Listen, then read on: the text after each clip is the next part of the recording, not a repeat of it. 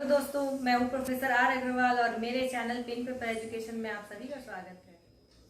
तो दोस्तों, आज मैं क्लास 10 का हिंदी का क्षितिज बुक के बारे में बताना चाहती हूँ। इसमें मैं कवि सूरदास के बारे में आपको बता रही हूँ। बच्चों, ध्यान से सुनना। सूरदास का जन्म 1478 ईस्वी में हुआ था। वे महाप्रभु वल्लभाचार्य के शिष्य थे। उन्होंने अनेक ग्रंथों की रचना की थी, जिसमें से महत्वपूर्ण था उनका सुरसागर, साहित्य लहरी और सुरसरावली।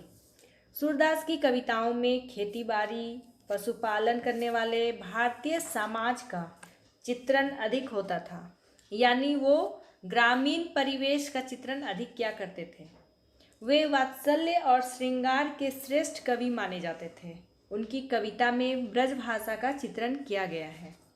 सूरदास ने यहाँ पे भ्रमर गीत से लिए गए 4 पदों का वर्णन किया है। जब श्री कृष्ण ने मथुरा जाने के बाद स्वयं न लौटकर उद्धव के जरिए गोपियों के पास संदेश भेजा था, तब उद्धव ने निर्गुण ब्रह्म एवं उपदेश देकर गोपियों की विरह वेदना को शांत करने का प्रयास किया था। चूँकि गोपियाँ जो हैं वो श्री कृष्ण के प्यार में इतनी डूबी हुई थी, इतनी गहरा प्रेम था उनके बीच कि गोपियाँ श्री कृष्ण के वापस नहीं लौटने पर विरह वेदना में डूब गई थी। तब उद्धव उन्हें समझाने आए थे। गोपियाँ उसी क्रम में उद्धव से कहती हैं कि प्रीत या प्रेम की नदी में हम सब इतने डूब गए हैं कि अब हमें और कुछ भी दिखाई नहीं देता है।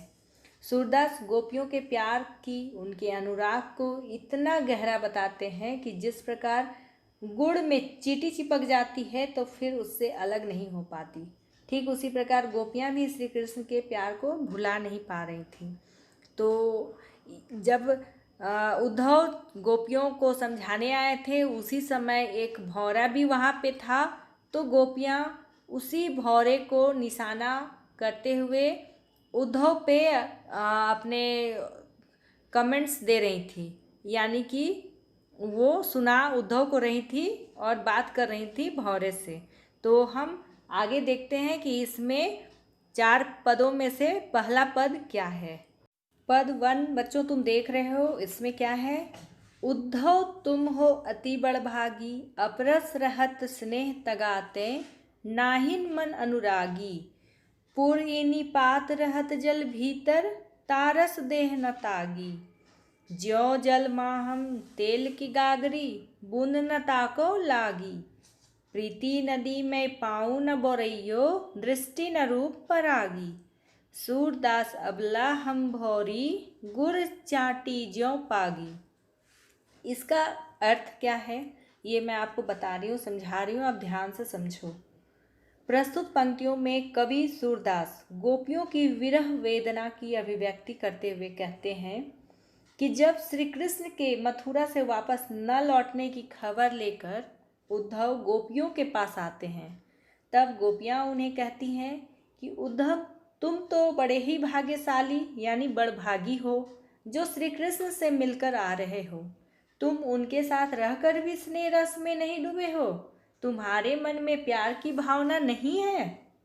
यानी जब उद्धव उनके न आने की खबर गोपियों को देते हैं तो गोपियाँ तिलमिला उठती हैं और उन्हें लगता है कि मैं श्री कृष्ण के अलावा और किसी से प्रीत कर ही नहीं सकती हूँ और किसी को जान ही नहीं सकती हूँ। तो उद्धव से वो कहती है कि तुम श्री कृष्ण के साथ रहते हुए भी कैसे उनसे स्नेह रस में नहीं डूबे, कैसे तुम्हारे मन में प्यार की भावना नहीं जागी। वे उन्हें उलाहना देते हुए, उन्हें समझाते हुए कहती हैं कि जिस प्रकार कोई पात्र या किसी बर्तन में जल में रहकर भी वो गीला नहीं होता है, और जब तेल की गागरी में जल मिलाया जाता है तो जल उससे बिल्कुल अलग दिखाई देता है, वो उसमें मिक्सअप नहीं हो पाता है। ठीक उसी प्रकार तुम भी श्री कृष्ण के साथ रहकर उनसे प्यार करना नहीं सीखा। गोपियाँ उद्धव से आगे कहती हैं कि प्यार की नदी में हम सब इतने डूब गए हैं, यानी श्री कृष्ण के प्यार में, गहरे प्यार में हम सब इतने लीन हो गए हैं, इतने डूब गए हैं कि अब हमें और कुछ भी दिखाई नहीं देता है। तुम चाहे जो भी बोलो, जो भी समझाओ, हमें कुछ सुनाई भी नहीं देगा। तो उनकी विरह वेदना को सूरदास गोपियों के ही माध्यम से हमें यह बता रहे हैं कि गोपियों के प्यार की, उनके अनुराग की इतना गहराई है कि जिस प्रकार गुड़ में चींटी चिपक जाती है तो फिर उससे अलग नहीं हो पाती है, ठीक उसी प्रकार गोपियाँ भी श्री कृष्ण के प्यार को भुला नहीं सकती हैं, उनसे अलग नहीं हो सकती हैं। तो पहला पद ये था हमारा, इसको आप ध्यान से पहले देख लो, समझ लो, उसके बाद फिर इसे ज़रूर लिखना, क्योंकि अगर एग्ज़ाम में इस तरह का आता है आपको Uddhav dash dash dash Pagi, तो आपको इसकी डिटेल व्याख्या देनी होगी और उसमें आप किस बुक से ये लिया गया है पंक्ति, और ये भ्रमर गीत से लिया गया है, इसके कवि सूरदास हैं, ये इस पहले पद से ये लिया गया है, ये सारा डिटेल आप पहले बता देना बच्चों, उसके बाद फिर जो मैं आपको समझाई हूँ वो बताना, ठीक है। अब हम आते हैं अगले पद पे। मन की मन ही मांझ रही, कहिए जाए कौन पे उद्धव, नहीं परत कहीं अवधि आधार आस आवन की, तन मन बिथा सही।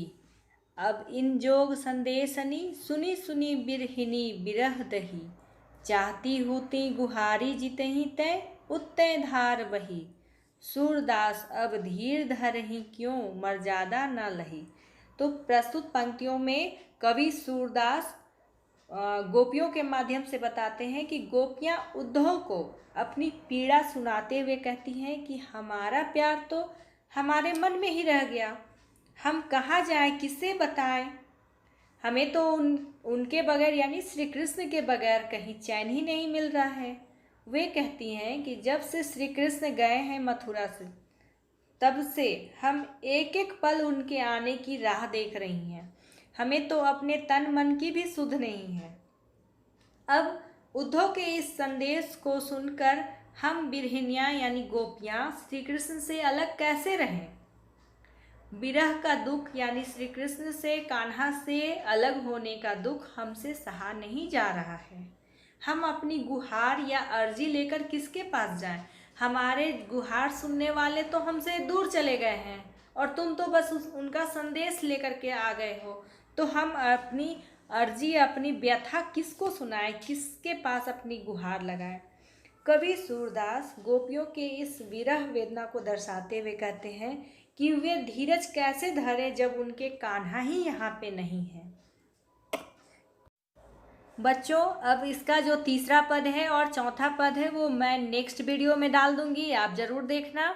और अगर वीडियो पसंद आया तो इसे लाइक एंड शेयर ज़रूर करना, और वीडियो देखना हो तो चाहते हो कि नोटिफिकेशन आ जाए तो चैनल को सब्सक्राइब ज़रूर करना बच्चों।